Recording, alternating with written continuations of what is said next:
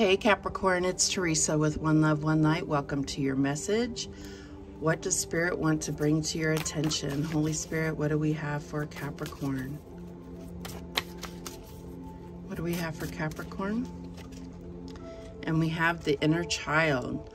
So there's definitely something that you need to acknowledge about your inner child.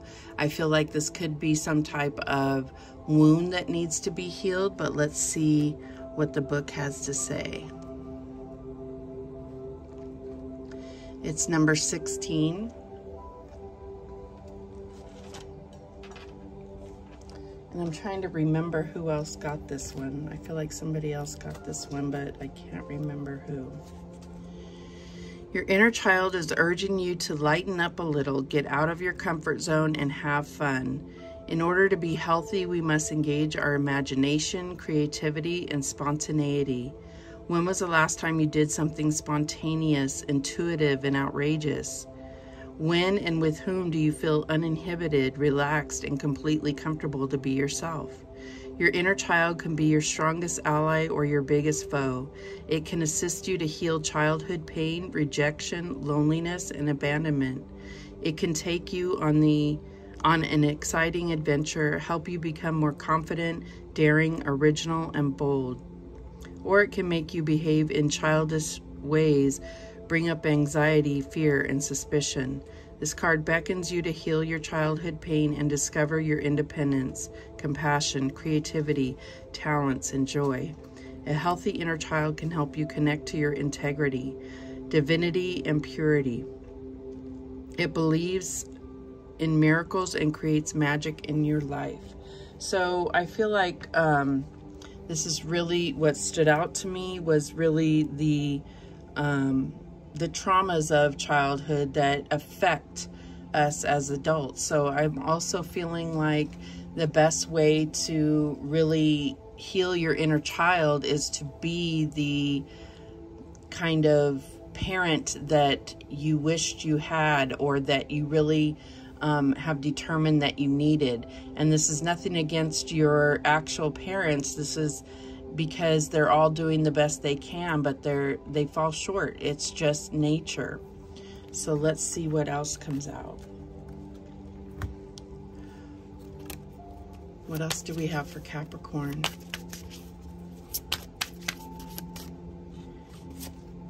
And we have crystals. Your connection to crystals and gemstones is a channel for healing energy.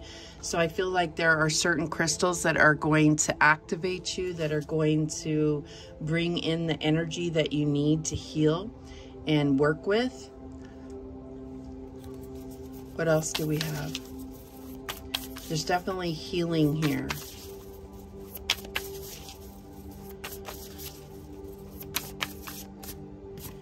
And we have mindfulness, peaceful presence, quiet mind. So I feel like this is going to calm that part of your mind, that negative self-talk, the programming. I feel like this is being quite clear mentally, and this is opening up channels for you to download things. And I feel like the need to heal your inner child is quieting things, or the actual healing of your inner child is going to quiet things and bring that peaceful presence. But let's see what the book has to say. That's number 1.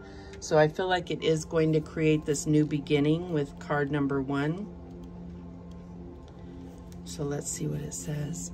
Within you is a peaceful place, a quiet space where nothing is troubling or worrisome.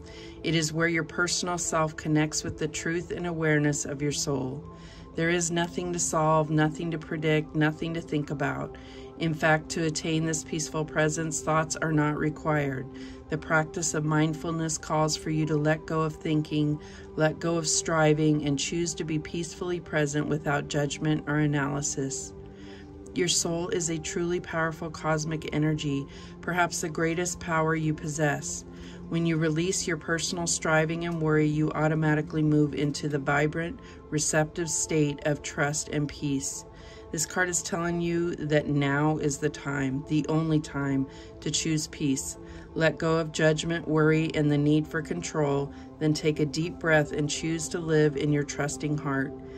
That pervasive peace will bring profound happiness and radiate an absolutely irresistible vibration. And so I feel like, you know, we end up programmed without our parents even realizing it or anything. We end up programmed for anxiety. And I feel like there was something I was watching about it, and it's just about coping skills and learning how to cope in a different way than what we were taught. What we were taught could have been, you know, get over it, that type of mentality. And I feel like healing this is going to just bring peace to your mind. No more anxiety, no more worry, because worry is wasted, right? Worry is wasted energy. All right, let's see what else comes out for Capricorn. And we have the Knight of Cups, the seducer. And what I'm getting here is that when you're leading with your heart, you're going to be much more authentic. You're going to be passionate and emotionally aligned with things that matter to you. That's what I'm getting here with this Knight of Cups. What else do we have? And we have the Four of Wands, completion. So this is that stable, peaceful place. The Four of Wands can also represent, you know, celebration for landmarks that we reach in our relationships or in our careers or in our life, you know, just spiritual landmarks in our life. But I feel like this is like a maturing energy, and I feel like that could have been one barrier, was that you couldn't fully mature because your coping skills and your mindfulness have not been there. What is the challenge here? And we have the Two of Wands, dominion. So this is about taking charge of your life. It's a crossroads where you're determining your path, and it is definitely getting out of your comfort zone, which was talked about in both of these cards. Getting out of your comfort zone, experiencing new things, not worrying, not trying to analyze the risk or that type of thing. This is like a brand new adventure for you. What is the advice from Spirit? And we have the Nine of Wands. Wow, lots of fire here. So I feel like this is, it says fortitude. So it's like you have what it takes to persevere. And I feel like this is a strong talent of yours or skill. This is something that you're known for. This is you coming through when others may not. Others may not keep persevering. This is like being able to rely on you, being able to, like, it's just, this is like reliable to me.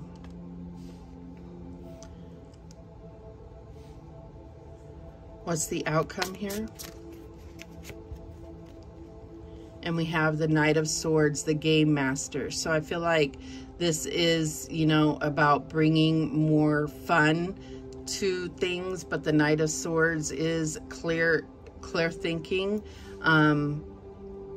The best attributes would be very focused, but I feel like this is letting go of the games that are played, and this is all going back to healing that inner child, because I feel like, you know, we get into mental warfare with people and it becomes a game. The bottom of the deck, we have the Two of Cups. So I do feel like there is passion and love and lots of passion in this relationship. And I feel like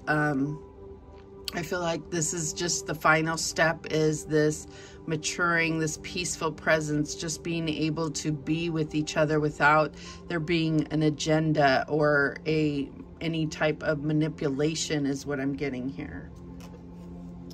All right, so let's clarify. Show me that Knight of Cups. And we have the Empress. So I feel like this is about, being able to recognize your divine partner. I don't know why I'm getting that. It's just, I feel like this is where you are providing support, you are accepting support, you are nurturing, you are being able to recognize your divine counterpart, and that's what I'm getting here. This is abundant and luxury and not pushing for anything, but just allowing things to be as they are. And it's just like full acknowledgement and acceptance without feeling like any anxiety or push. That's what I'm getting. All right, what is this Four of Wands about? And we have the Queen of Cups, intuitive compassion. Wow, so this is something where you're really leading with your heart, not being so focused on, I'm getting not so focused on schedules, and allowing your inner child to live, like, and be able to heal and feel acknowledged and supported. It's really opening up these crystals, and this inner child healing is really opening up that head-heart connection. That's what I'm getting. Show me this Two of Wands. And we have the Moon. So I feel like this is choosing fear or choosing love. That's what I'm getting here. Love for yourself. Love, this is a shadow component here. This is like being able to overcome a fear of not controlling. So letting go of control, that's your challenge. That's what I'm getting here. And I feel like because of maybe just the way that things played out in your childhood, you may be some type of, you may have issues with control, needing to control an outcome, because that was your coping mechanism as a child, is just trying to maintain some type of control because you were caught off guard so many times with not the skills or the coping mechanism to tolerate those things. Show me this Nine of Wands. And we have the Death card. So this is, I feel like this is about you being there for you and letting go of needing to be a certain thing or be in control of a situation. Letting go of control, not needing to control. I'm getting a strong vibration of letting go of control, and I feel like that is crucial to this relationship that you are currently in. If this is not your reading, it's not your reading, and I would check out your Sun, Moon, Rising, or Venus. But I feel like this is where there are control issues, and it could be that others are in control of you, and that can be toxic and addicting as well. When others take control and you don't have to be in control, that can be just as addicting, as being, addicted to the control in a situation. So reverse the roles as they apply. Show me this Knight of Swords. And we have the Four of Cups, arrogant wastefulness. So I feel like, there are, I feel like this is going to bring excitement to your life, even though it's very peaceful, because it's new and it's about really experiencing things and not trying to determine how are things going to play out so that I can be prepared. Sometimes going through life and just experiencing the present and not worrying about how things are going to play out is a risk, but it's going to bring a lot of excitement to your life. The bottom of the deck, we have the Devil. So I feel like this represents you, but this also represents destruction and toxic behavior. And so I feel like this is letting go of that and being more in your desires and your connection with all of this here is focusing on the connection and not trying to shape the relationship. Not trying to control the way the relationship is. That's what I'm getting here. So we have a lot of major arcana, so I feel like this is a major time for you. I feel like this is really with that Two of Wands in the center and the moon. This is your challenge, is overcoming the shadow parts of yourself, and healing that inner child is going to be crucial to that. All right, let's see what guidance we have. What guidance do we have for Capricorn? And we have temptation. So we have that Devil card on the table. So I feel like these, you know, this is where you may act, you may be easily tempted just because of certain things that you felt deprived of as a child. I feel like this is where you are not pushing for anything, not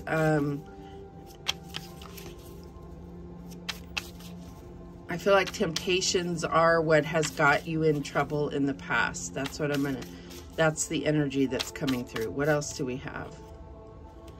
Vivid dreams. So I feel like this mindfulness is going to bring forth, like it's going to make you open to downloads and things in your dreams, and maybe even, you know, meeting with passed on loved ones and your ancestors in your dreams. I feel like you're going to be much more connected to your intuition when you let go of control and when you let go of anxiety and worry about situations. What else do we have? Dazed and confused. And I feel like that's where you found yourself, and there's going to be an end to that because you don't have this unseen force kind of,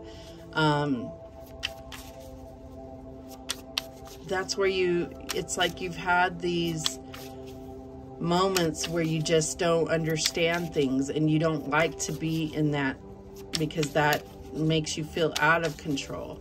And I feel like dazed and confused, dazed and confused.